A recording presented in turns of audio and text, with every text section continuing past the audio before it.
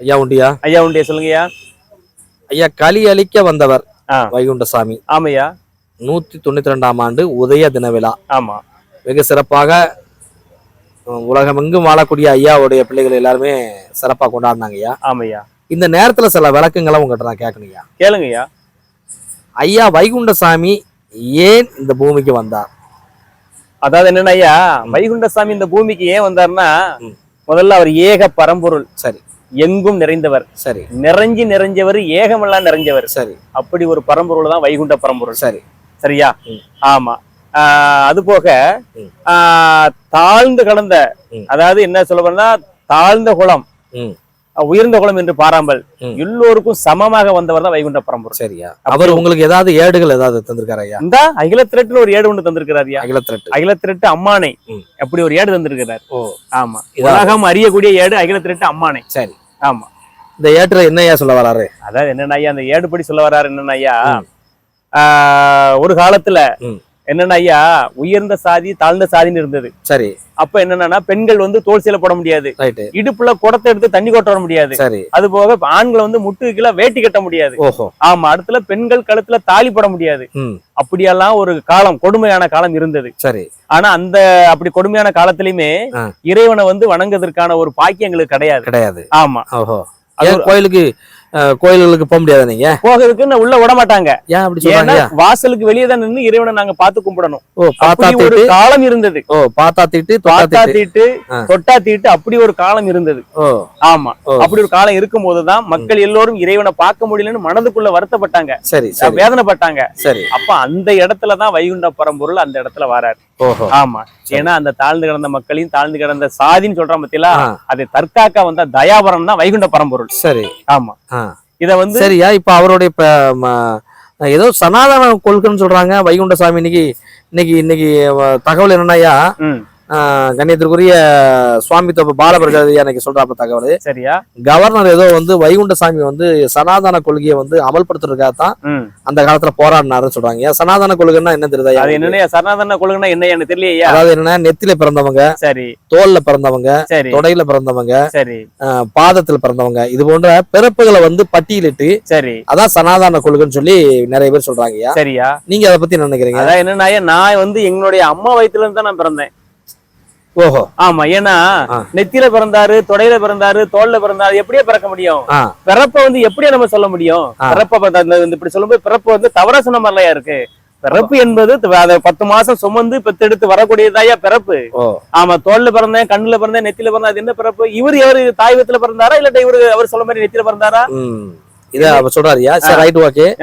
இப்ப இவரு வந்து ஒரு குறிப்பிட்ட ஜாதிக்கு மட்டும் தான் வந்தாரையா? அப்படி எல்லாம் கிடையாதுயா. குறிப்பிட்ட சாதிக்கு அவர் வரவே இல்லை. எப்படி அந்த 18 ஜாதி ஜாதிக்கு வந்திருக்கிறாரு? நீங்க பட்டியலிட முடியுமா? பட்டியலிட முடியும். சாணான் இடையன் சாதி வணிகனுடன் நானாத காவேரி நல்ல துளுக்கட்பட்டன் சூத்திரன் பிரம்மா தோல்வாணி என்பரையன் கம்மாளன் ஈழன் கருமுறவன் வெண்பரவன் வெம்மா நாசுராணி வேகாண்டன் இடையன் சக்கிலியனோடு சாதி 18 வந்திருக்காருயா. 18 ஜாதி. அந்த 18 ஜாதியுமே அதுல உயர்ந்த மனித தாழ்ந்தவன் பார்க்கவே இல்ல. அனைத்துக்கும் ஒரே நிரப்பா வந்திருக்கிறாரு. சரி. ஆமா. சரியா? இப்ப இவரை வந்து குறிப்பிட்ட இந்து மதத்துக்கு பாத்தியப்பட்டன்னு சொல்றாங்களே, அப்படி ஒரு பாத்தியப்பட்டன்னு சொல்லி ஏடுல இது வரைக்கும் இல்லவே இல்லையா? அப்படி ஏடுல எங்க ஐயா வைகுண்ட பிறந்த ஏடுல சொல்லவே இல்லையே. இந்து சமுதாயத்துக்கு பாத்தியப்பட்டதுன்னு சொல்லி. இந்து சமுதாயத்துக்கு பாத்தியப்பட்டது இருக்கு. ஆனா அது சிவபெருமான் இருக்காரு, முருகன் இருக்காரு, மத்த பெருமாள் இருக்காரு. அது வேணா இந்து சமுதாயத்துக்கு பாத்தியப்பட்டது வேணா சொல்லலாம்.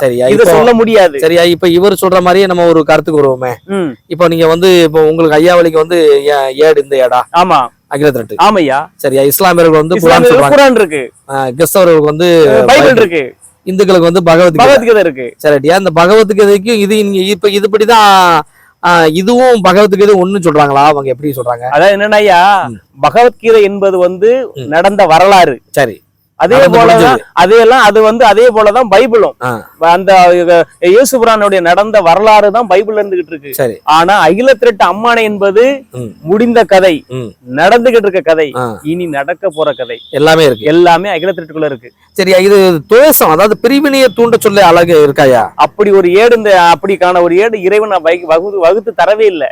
அப்படி ஒரு ஏடுதான் இது. சரி. இப்ப அகிலத்திரட்டுல நீங்க படிச்சீங்கன்னா நாம இந்துன்னு சொல்லி ஏதாவது வார்த்தை, அதுல ஏதாவது ஒரு வார்த்தை வந்து காட்டி காட்டிடட்டும், யாராவது ஒருத்தர் சொல்லிடட்டும், அவங்க என்ன சொல்றாங்களோ அதுக்கு நான் கட்டுப்படுறேன். இல்லையா இப்ப என்ன சொல்றாங்கன்னா, நீங்க ஐயாவளிக்காரங்க உங்களுடைய பேட்டிக்கு சில பேர் கருத்துக்கள் சொல்றாங்க. ஆமா, நீ ஒரு ஐயாவளிக்காரன் வந்து நீ வந்து இந்துக்கள் தான் ஆதரிக்கணும் அப்படின்னு.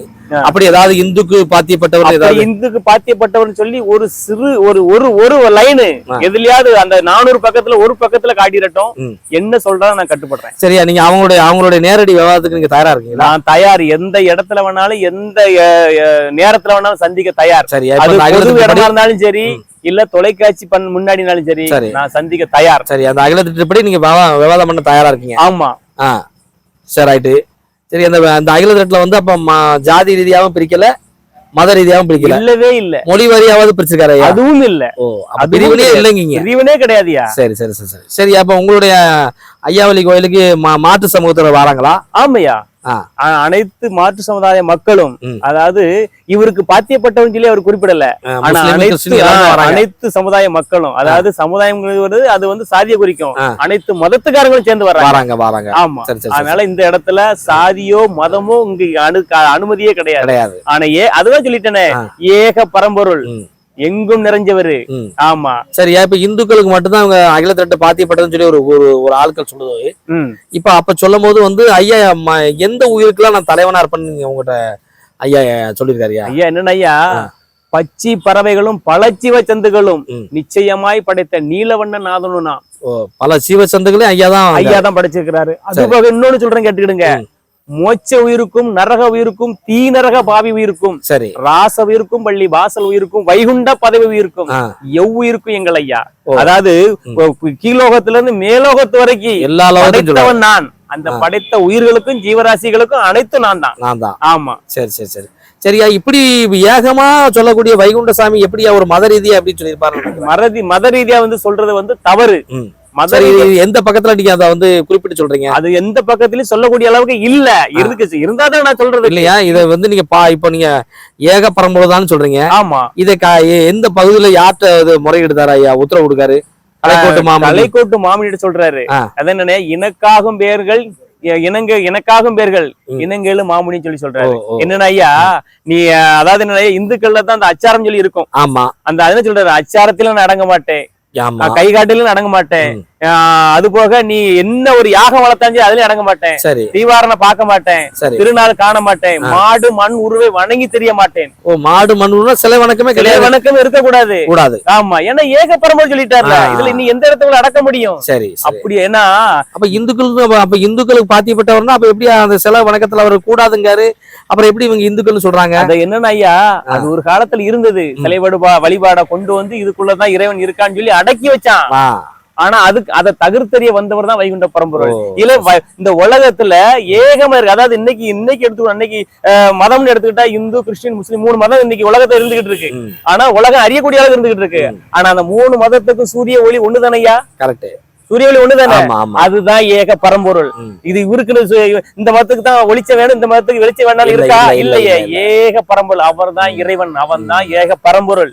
ஆமா, இவரு சாதிக்கு வந்தவர் அல்ல, ஒரு மதத்துக்கு வந்தவர் அல்ல, இத ஒரு முகமா வந்தவர் அல்ல. சரி, அப்ப நீங்க விவாதத்துக்கு நீங்க தயாரா இருக்கு? நான் விவாதத்துக்கு தயார், எங்க வேணாலும் வரேன். இனிமே அதாவது வந்து இந்த ஒளிஞ்சுக்கிட்டு, அதாவது அவங்கள இன்னொரு வார்த்தை என்ன சொல்றாங்கன்னா ஐயா, நீங்க நைட்டு இரவுலதான் நீங்க பேசலாம் சொல்லி சொல்றாங்க ஐயா. அது என்ன அர்த்தம்? நான் முக்காடு போட்டுட்டா பேசிட்டு இருக்கேன் உங்க முன்னாடி.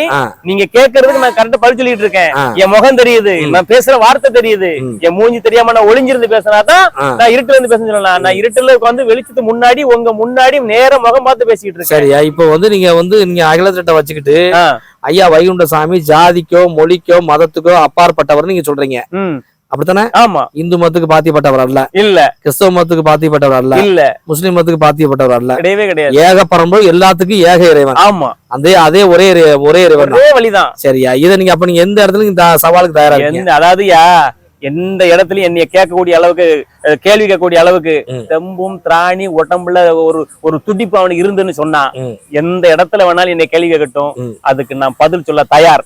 எந்த இடமா இருந்தாலும் சரி, எந்த தொலைக்காட்சி இருந்தாலும் சரி, அதுக்கு பதில் சொல்ல நான் தயார். அதே இடத்துல நான் கேட்கிற கேள்விக்கு அவரும் பதில் அடிக்கணும்.